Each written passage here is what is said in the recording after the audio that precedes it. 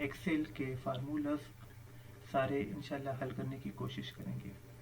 Excel में जितने भी एडवांस वर्जन्स आते हैं उसमें मज़ीद उसके मुताबिक फार्मूलाज भी एडवांस आते हैं, लेकिन इसमें जो सबसे आम यूज़ हो रहे हैं और जिनके कोई मकसद है उसको हम जो है ना इधर सीखने की कोशिश करेंगे। ये इधर आप देखें, हमने यहाँ पे सारे फार्मूले लिखे हुए हैं जो जो यूज़ हो रहे हैं। हम इनको स्टेप बाय स्टेप एक एक करके एक्सेल में ही हल करने की कोशिश करेंगे। अभी हम आपको दिखाएंगे इसका क्या मकसद है और कहाँ पे यूज़ होते हैं। इसमें हमारे पास जो सबसे पहले फार्मूला है वो बी से शुरू होता है, I S blank, S blank या आई एस ब्लैंक। ये जो है ट्रू और फॉल्स में इसका जवाब आता है। ये हमें शो करता है कि ये सेल वैल्यू ब्लैंक है या ब्लैंक नहीं है। अभी ये हमारे पास एक सेल है C4, तो ये C4 अभी हम इधर फार्मूला में देखते हैं कि ये हमारे पास ब्लैंक है या नहीं है, ब्लैंक ट्रू आता है या फॉल्स आता है। इसमें हम लिखते हैं इक्वल ISBLANK, फिर इधर हम ब्रैकेट स्टार्ट करेंगे और एरो की मदद से जो सेल्स हमने चेक करना है उधर हम लेकर गए हैं और हम ब्रैकेट को बंद कर देते हैं, पैरेंथेसिस को, और जैसे ही हम एंटर करते हैं इसका हमें ट्रू जवाब आया। इसका क्या मतलब है कि ये C4 ब्लैंक है, तो मतलब C4 ब्लैंक है तो इसका जवाब हमें ट्रू में आएगा। और अगर C4 ब्लैंक नहीं है, देखें इधर लिखा हुआ है ISBLANK ब्रैकेट C4 ब्रैकेट बंद, तो इसका मतलब है कि C4 ये है और ये ब्लैंक है। अगर ये ब्लैंक है तो ये ट्रू आ रहा है। अगर इसमें हमने कुछ दे दिया है, फर्स्ट करें हमने 5 एंटर कर दिया है, तो ये अभी फॉल्स आ रहा है। इसका मतलब है कि C4 जो सेल है वो ब्लैंक नहीं है। तो इधर हमने फिर से इसको जो है ना जब कैंसिल कर दिया है तो ये फिर से ट्रू आ गया। इसका मतलब है कि ये फिर से ब्लैंक है। ये सिंपल हो गया, इसका इतना यूज़ नहीं है, लेकिन फिर भी हम चूंकि इसमें दिए गए हैं तो चलिए आपका कंसेप्ट क्लियर होना चाहिए।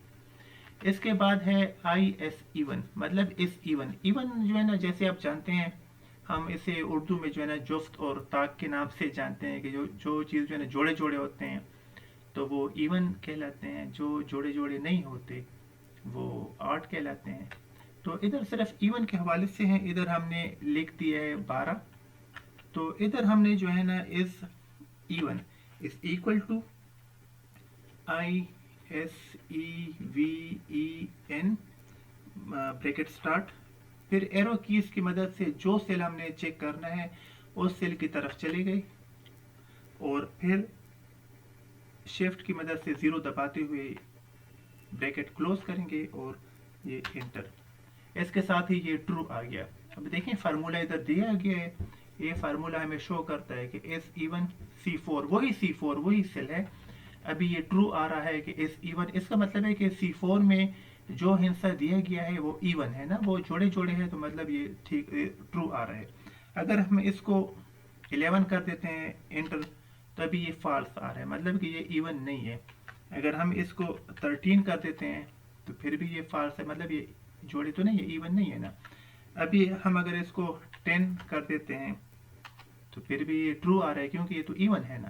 तो इसमें इतना कुछ नहीं है, बस ये सिर्फ इतना ही है कि यार ब्लैंक के लिए ये फार्मूला है या इवन के लिए।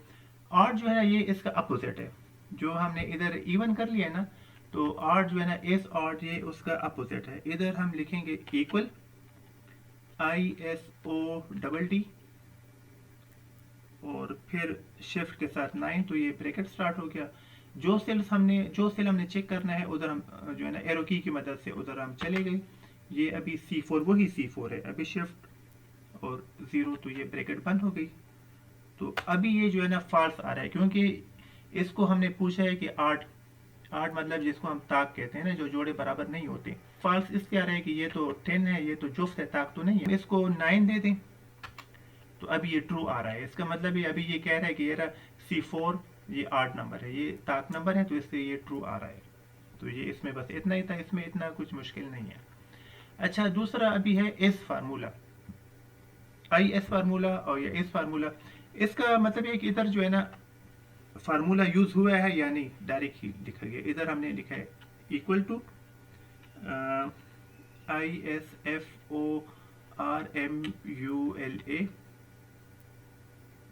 ब्रैकेट स्टार्ट, और इधर जो सेल हमने चेक करना है उधर हम चले गए, और अभी जो है ना शिफ्ट के साथ अभी हमने ब्रैकेट बंद कर दी और एंटर। तो इसके साथ ये आ रहा है फॉल्स। इसमें तो फार्मूला नहीं है ना, ये तो हमने डायरेक्ट 9 लिखा हुआ है या डायरेक्ट हमने 5 लिखा हुआ है, तो इसमें तो फार्मूला नहीं है, तो इसकी बात ठीक है कि ये फॉल्स है। अच्छा, दूसरा अभी आ रहा है इस नंबर।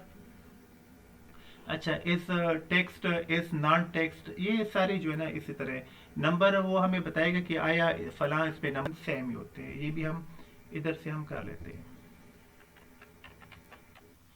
नंबर, और जो सेल है एरो की मदद से हम उधर चले गए, और फिर हमने ये ब्रैकेट बंद कर दी। इस नंबर ये ट्रू आ रहा है क्योंकि ये तो नंबर है ना। अगर इसमें हम एच लिख देते हैं फिर ये फॉल्स आ रहा है क्योंकि ये नंबर नहीं है। इसी तरह अगर हम इधर जो है ना इस TEXT ब्रैकेट स्टार्ट और एरो कीज की मदद से इसी जो सेल है उधर पे हम आ जाएंगे और ये हम ब्रैकेट बंद कर लेंगे। तो अभी ये हमें ट्रू आ रहा है क्योंकि ये इस टेक्स्ट है। देखें इधर लिखा हुआ है इस टेक्स्ट, तो ये टेक्स्ट है, तो इसलिए ये जो है ना ट्रू आ रहा है। अगर हम इसको इसकी जगह हम नंबर दे दें तो फिर ये फॉल्स आ रहा है क्योंकि ये नंबर तो नहीं है ना, ये तो टेक्स्ट है, तो इस वजह से अभी ये फॉल्स आ रहा है। अभी हम इसके जो मेन फार्मूलास जो की तरफ हम जब जा रहे हैं, जो ज़्यादा यूज़ हो रहे हैं, उसमें है रोमन। तो रोमन जिस तरह आपको पता है, ये जो है ना रोमन उसमें जो लिखे जाते हैं हिंट से, तो इधर हम लिख लेते हैं इस equal to roman ROMAN bracket start, और जो एरिया हमें चाहिए, जो सेल हमें चाहिए, हम उधर ही चले जाते हैं एरो की मदद से, फिर इधर, और ये ब्रैकेट बंद। तो ये जो 25 लिखा हुआ था इसका रोमन में XXV आता है। इधर हम अगर लिख लें नंबर और इधर हम लिख लें रोमन में, तो इधर हम देख सकते हैं इसको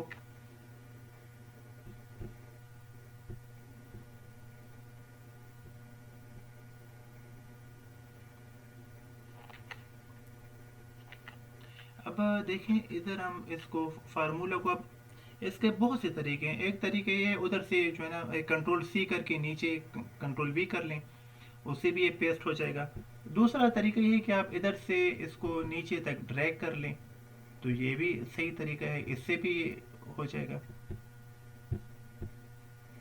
तो अभी हम इधर लिख लेते हैं 1,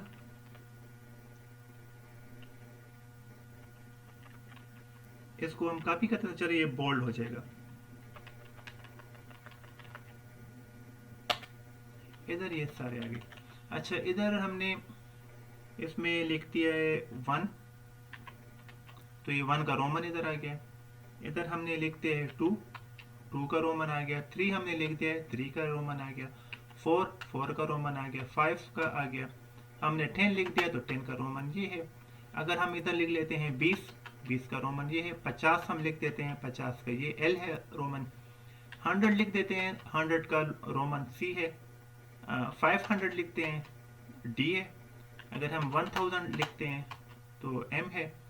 अगर हम इसका 2000 लिखते हैं तो इसका जो रोमन है वो डबल M है। तो इसमें इंशाल्लाह इसमें जो है ना इतना कोई मुश्किल काम नहीं है।